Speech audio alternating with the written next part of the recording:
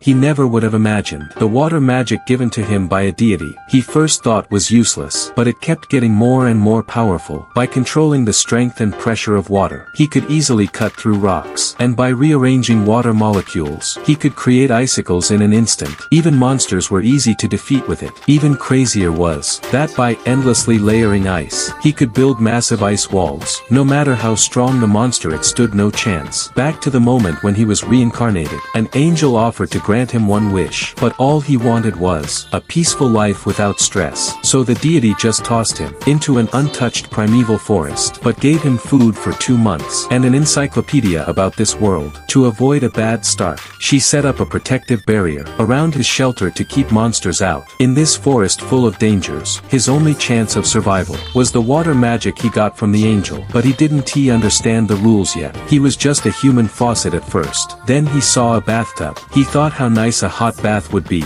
so he tried rubbing sticks together like on TV, but after hours of rubbing no spark came. Then he saw the sun in the sky, and had an idea. He had to make ice first. By compressing water, and removing heat, and imagining the crystal structure, ice gradually began to form. He then made a magnifying glass from it, to concentrate sunlight. Finally he had hot water for a bath, but supplies only lasted 2 months. To survive, he had to go hunting, but first he needed to learn attack magic. Water balls, however, were no stronger than a tickle. Then he tried thin high-pressure streams, but they lost power instantly. Then he remembered the angel's words, magic thrives on imagination. So he created icicles from thin air, but they were slow and didn't fly far. But he could improve with practice. After hard training, he finally dared to go hunting. He made an ice spear and set out. Along the way he found plenty of flint for starting fires, and herbs for treating poison, all essential in emergencies. But the joy didn't last long. A wild boar monster had spotted him. The manual said it was harmless, but in reality it was terrifying. Before he could react, it charged straight at him. He barely managed to dodge. Then he laid a sheet of ice on the ground. The monster slipped and fell. In a flash he created ice spikes. With the force of the slip, the monster was impaled and dead instantly. He enjoyed the hunt. The next day he went back to the forest, but ran into a ruthless killer eagle. He fought and retreated, building ice walls to confuse the eagle, but the eagle was too fast, so he had to defend himself. The eagle thought his attacks were weak, and dove straight at him, but at the last second he formed an ice shield. The eagle smashed into it without slowing down. He tried to follow up, but the eagle recovered and flew back up. The impact had cost it one eye, so it retreated.